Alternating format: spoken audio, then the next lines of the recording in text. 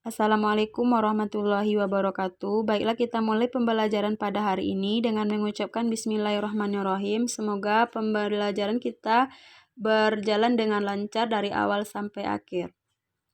Nah, pada pertemuan sebelumnya, Ibu telah mengirimkan link video mengenai buku besar. Ananda sudah menonton video tersebut dan membuat kesimpulan mengenai materi buku besar.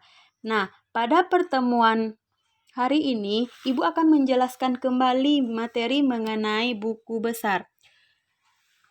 Yang mana buku besar itu merupakan buku yang berisi kumpulan dari semua akun yang ada di perusahaan. Buku besar ini berfungsi untuk memposting semua data transaksi yang ditulis di dalam jurnal umum berdasarkan penggolongan akun. Jadi, kita memposting semua yang ada di dalam jurnal umum. Akun-akun yang ada di dalam jurnal umum kita kelompokkan berdasarkan penggolongan akunnya. Buku besar ini ada beberapa bentuk buku besar. Yang pertama, buku besar bentuk T. Ini adalah contoh buku besar bentuk T. Ada nama akunnya, ada kode akun. Yang sebelah kiri, yang sebelah ini ini merupakan sisi debit, yang ini merupakan sisi kredit.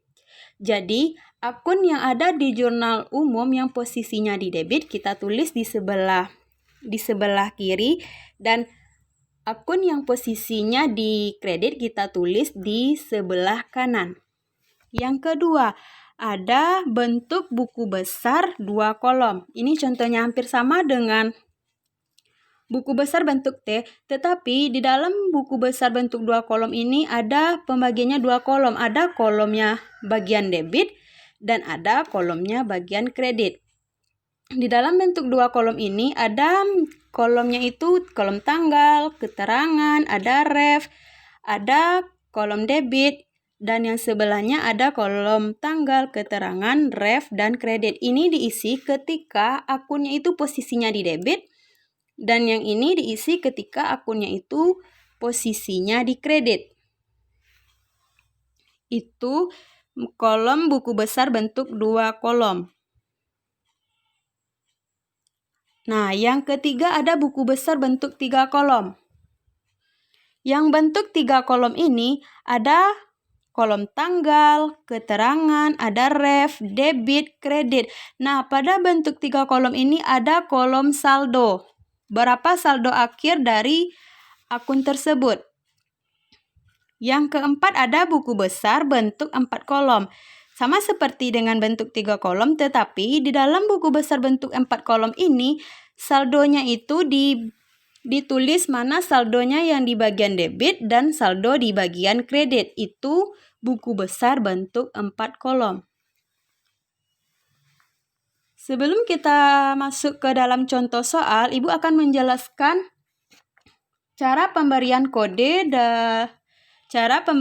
akun. Kan di dalam buku besar ini ada nama akun, ada kode akun. Nah, sebelum kita masuk ke contoh soal, Ibu akan menjelaskan yang mengenai kode akun. Nah, kita masuk ke cara pemberian kode akun. Pemberian kode akun, ada pemberian kode akun secara desimal, ada pemberian kode akun secara numerikal. Yang pertama kita yang pemberian kode akun secara numerikal. Kalau secara numerikal kode akun 1. Kalau kode akunnya 1 berarti akunnya kas. Kalau 2 pada numerikal ini yaitu pemberian kode akun secara numerikal dilakukan dengan menggunakan angka, yaitu angka 0 sampai 9.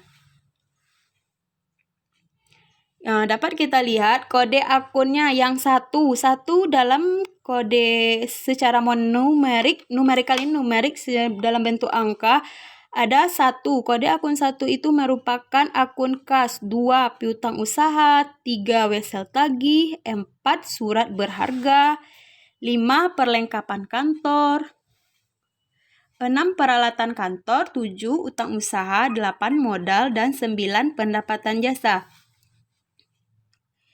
Itu pemberian kode akun secara numerik. Yang kedua, ada pemberian kode akun secara desimal. Pemberian kode akun secara desimal ini pada umumnya digunakan dalam membuat buku besar. Pemberian kode akun secara desimal juga dibagi menjadi 2, ada kode kelompok dan ada kode blok. Yang pertama kita bahas yang kode kelompok. Kode kelompok ini yang tabel seperti ini merupakan pemberian kode kelompok pemberian kode secara desimal yang akunnya yang menunjukkan dibuat dalam 2 desimal. Contohnya 1.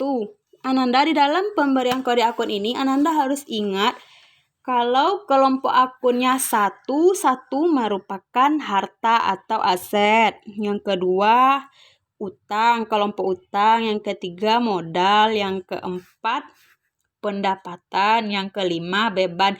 Nah, kenapa di sana ditulis 1-1? 1-1 itu nama akunnya kas karena kas itu merupakan harta, sedangkan harta itu kelompok akunnya harta kan kode akunnya 1. Kas ini termasuk ke dalam harta, maka diberi kode akun 1-1. Jadi kas ini merupakan kelompok harta yang kodenya 1 dan kas ini merupakan jenis dari harta. Yang kedua, yang piutang usaha. Piutang usaha termasuk ke dalam harta. Jadi dibuat 1-2 perlengkapan kantor termasuk ke dalam kelompok harta, ditulis 1-3. Yang utang itu kode akunnya 2. Jadi Ananda harus ingat kalau kode akunnya 2 itu nama akunnya utang. Ini merupakan kode kelompok yang dibuat dalam 2 desimal. Nah, yang ini merupakan kode kelompok yang dibuat 3 desimal, yang dibuat dalam 3 desimal. Nah, coba Anda lihat yang ini. 1, kode akun 1 merupakan aset. Di sana aset. Aset sama dengan harta. Jadi, yang 1 ini merupakan kelompok akun. Kelompok akunnya aset. 1-1. Kalau di dalam 3 desimal, 1-1-nya itu aset lancar atau harta lancar. Aset itu terbagi menjadi 2, ada aset lancar dan ada aset tetap. Kalau aset lancar diberi kode 1-1. Kalau aset tetap diberi kode 1-2.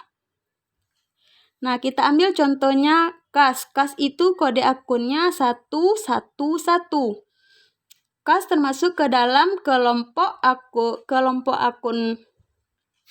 aset. Kas ini merupakan golongan aset lancar atau harta lancar. Jadi kas ini ditulis 1-1-1. Pada contoh yang akan Ibu berikan, kita memakai kode kelompok yang dibuat dalam 3 desimal. Ini merupakan pemberian kode secara desimal.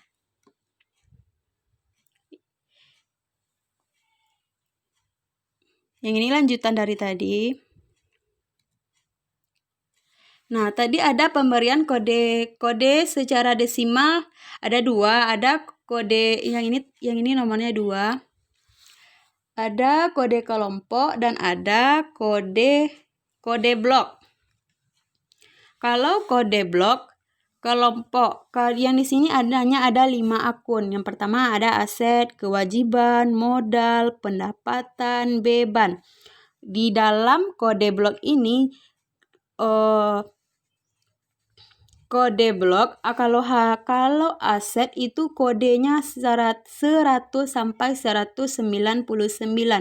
Jadi kalau yang tergolong ke dalam aset, kita buat kode bloknya 100 sampai 199. Kalau yang kelompoknya kewajiban atau utang, kita buat kodenya 200 sampai 299. Begitu seterusnya, begitu dengan modal, pendapatan, dan beban. Untuk contoh soal yang Ibu berikan, kita memakai kode kelompok yang 3 desimal.